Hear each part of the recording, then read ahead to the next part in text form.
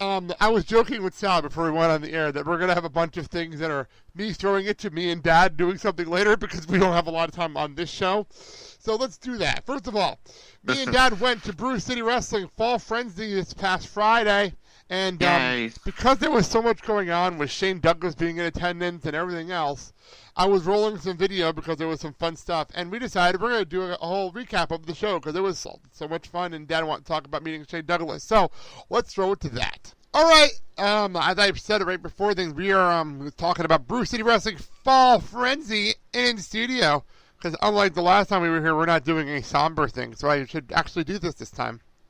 Latino Hit.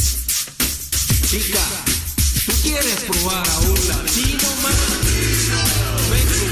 Let's bring Mark back into the studio here to talk about Brew City Wrestling Fall Frenzy. Wow. What a freaking night it was, and I got the whole card in front of us here. Talk about a couple of upsets that nobody saw coming. Oh, trust me, I have follow-up news that you don't even know about yet, so that's going to be fun.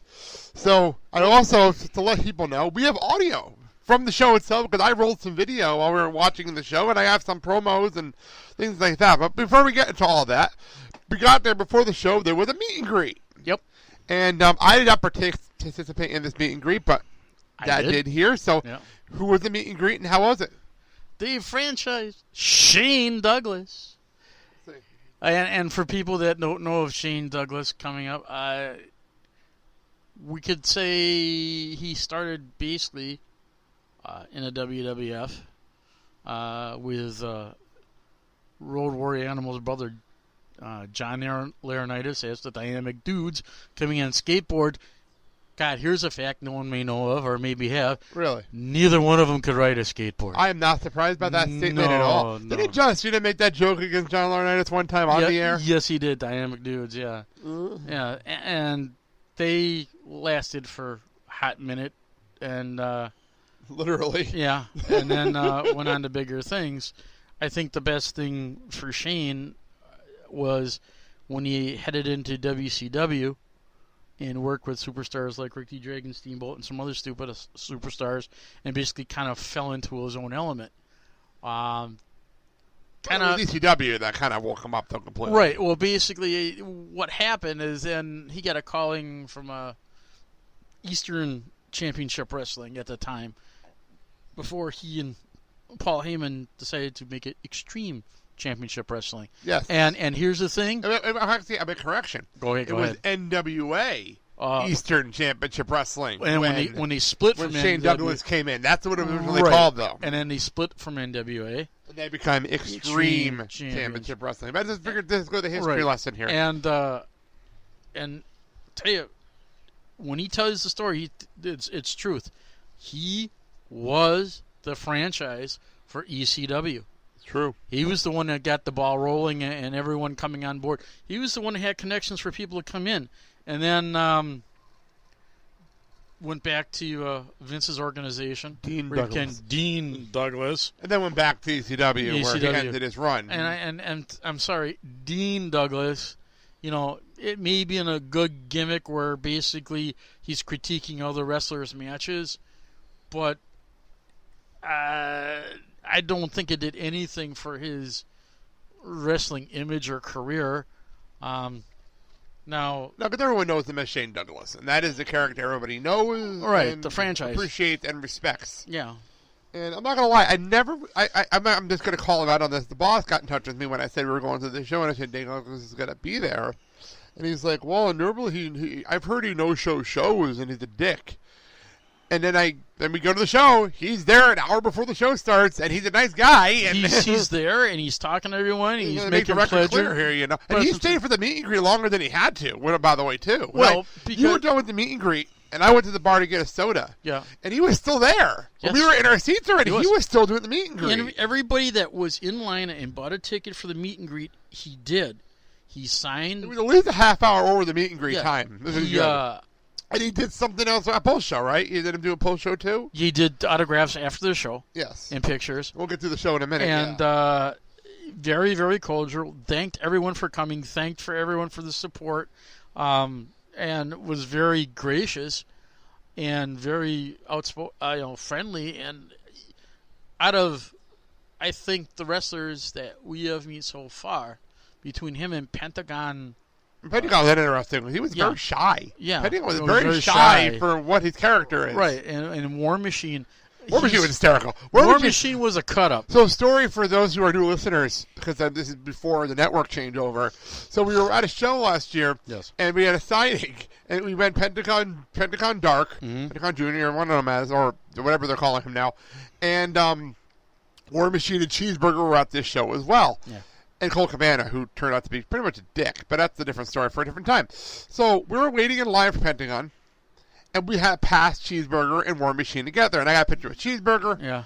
And then War Machine was the next table down. And Dad's a huge fan of War Machine. Yep. So we stopped for a picture. Well, Dad's wearing a brand new Roman Reigns t-shirt that we just got him. Yeah, and of course, I'm watching him from Ring of Honor. I said, I'm a huge fan of you guys. And he goes, well, if you were a huge fan, why are you wearing a Roman Reigns t-shirt? What about I was pointing at your merchandise. And I said, well, I haven't had an opportunity to buy your shirt. Well, now you have.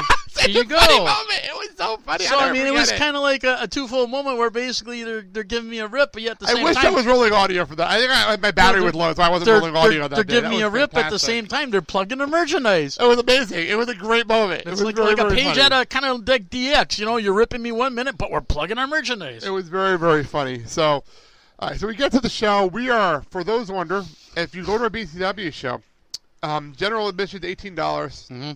If you pay $2 extra, you get front row seats. And that's what we've been doing the last couple of shows. I love front row seats for these shows. And for the $2 extra, it's well worth it. And we get a reserved seat, which is fantastic. I love when we get reserved seats. And you still get to not only interact with the crowd in the front row and behind you and all. We have all the wrestlers. The wrestlers come in, high five you, and they mess with you, and they talk to you, and they yell at you. The heels mess with you all the time. It's insults, so much fun. It's so much fun. I love doing front row wrestling at these shows. It's so much because the venue is so small that it's really intimate, and it's great. What is it, maybe? What's the crowd size for these kind of shows? Maybe, 100 maybe and a half? 100 people, maybe 125. It's very small. But I love it. It's really fun. But for this particular night, it was packed. Out. The place was packed for this, much like the show we went to the Pentagon, the anniversary show. Right. It was the anniversary show, that one. But this was Shane Douglas. We'll get to that later. But we opened up the show with a weird video, because a lot of people don't realize, they actually record these shows for DVDs. And people forget that sometimes, I think. Oh, you mean the wonderful vignettes? Yeah, the vignettes that air that nobody can really hear because it's meant for the DVD crowd. Right. Which happened at the last show we were at. Yes. No offense, Frankie, but this is the truth. We had a base of audio on the video players because that was when they were setting up this show at the last show, and we were on the opposite side of where we were sitting, and we couldn't hear the videos. We couldn't hear anything. Well, that's how this came to set up for... This show we're going to be in. And we'll get into that later. Yeah. But we'll open up the show with a video of JP sitting at a desk being told that the Heathens were suspended indefinitely. And for those who don't know, the Heathens are the evil group in this company. That's like 8-9 members. The Beauty Brugers in it. And it's a ridiculous group. Stacy Shadows. The Hardcore Impact, the Tag Team Champions are in this group. And there's a lot of people in this group. And the whole group is suspended. And keep in mind, when we came in, Kaharis, who's in this group, was supposed to get a title shot. Oh, yeah, Kaharis, yes. When we came into this. So that's what we're supposed to have. Our main event was supposed to be Max Holiday versus Kaharis. And now that match is off. And we'll get into that later in the show. Yeah. So we start our show off, and we got a card, and this match was not on either the card on the website or the card that we were handed when we walked in. So everything's subject to change when we walk in the door. So everything changes as we go along in this show. Matter of fact, I think if I look at the card here, 1, 2, 3 matches were changed before we sat down. Right. But that just shows the kind of a night this was. Our opening match was a fatal 4-way elimination match, which they don't explain well ever. Our announcers never explain this properly when he says, scheduled for 3 falls. And everyone sits there like, huh? What? What does that mean? Oh, my favorite was, remember they did the 5-way match for the title, our first show? Yes. Like, scheduled for 2 falls. And then we're going to over-explain the rules and try to explain what's going on. It was so ridiculous that night. But anyway, AC Riley versus DDS versus Garrison Creed versus DW Ebe. What do you think of the match? What do you think of the people in it? I'm sorry, AC Riley. The gig with the wonderful souped up Nintendo Power Glove on his arm there. What was that about? That was weird. That looked like it came from the PX store, second vintage, where you put this thing on your arm, you're looking at it, and you're trying to triangulate like some over jacked up GPS on his arm. I'm sorry, but next time you get your hair done, don't do it at a Valvoline quick change. Because it was so slick. I thought there was people were going to slip on the way back to and coming from the locker area. Because as you saw, you had to wipe your feet several times to get that little crap off here. Oh my God, it was pretty bad. Yeah. But I think we took a poll and Dipstick went in. And I think he was like 2 quotes low. But So DDS, Garrison Creed, and DWE, who was dabbing his way to the ring, and I don't understand the Dweeb character whatsoever, but he's over the top and weird. Think of it as... I got it. Okay. But it's still weird, I think it made more sense when he played the Revenge of the Nerd. That was hysterical. In the background. The Lambda thing was hysterical. That made me laugh. From Lambda. I'm going, and then when you look at me like, who's getting this joke? Like, there's kids in this audience that don't get this joke. But it was geared to the adults. Yes, but the character's over the kids, but the joke is for the adults. Yep. It's pretty funny, actually. But, anyway, so we had that match, and, so I have the wrong note here. Dweeb won. Correct. A pretty fun match, I'm not gonna lie. It was fun. It was a good opener. It was actually a really good opener. It was a short elimination match, but it was still a fun opener. So, that was cool. Well, then we get into our first audio clip of the show, where we have the BCW Heritage Championship Open Challenge. And we come out, and the table with Aesop Mitchell is our champion, our new champion. This is his first show as champion. Yep. Very big deal. Okay. So he comes out and he cuts the promo. I don't have the whole promo, but I have the end.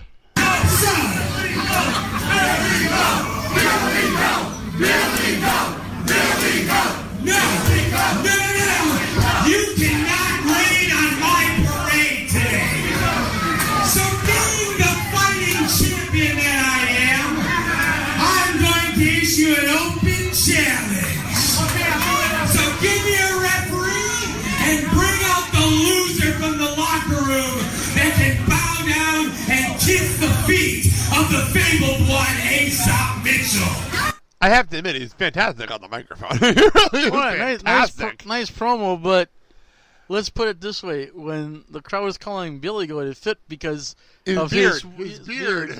Looks like the scruff of a billy goat. So he's in the ring, and Taylor Sunday comes down.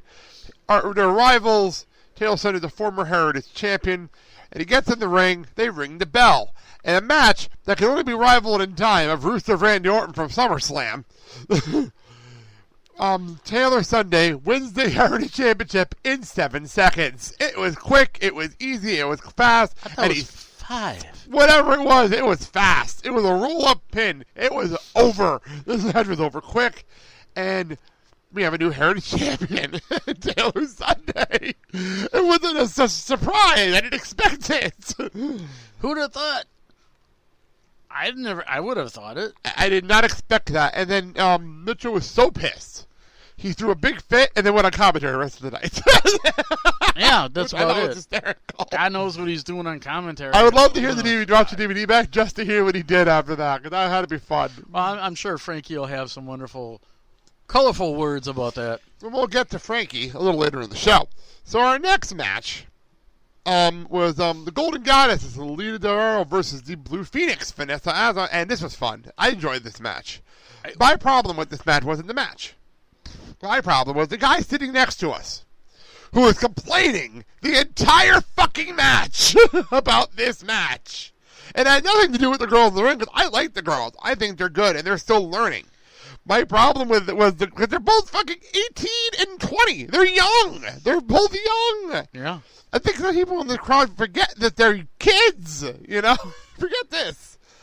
And the fact of the matter is, this one guy, I don't think you even heard this, because it was annoying me, but he was next to me, not you, so you might not have heard as much as I did. Yeah. He was complaining, why are they're not hitting any wrestling moves. They're just running into each other, and they're just falling down, and they're not actually hitting moves. Hit a suplex. This is the entire match. This went on for the entire match. Well, for that particular Wonder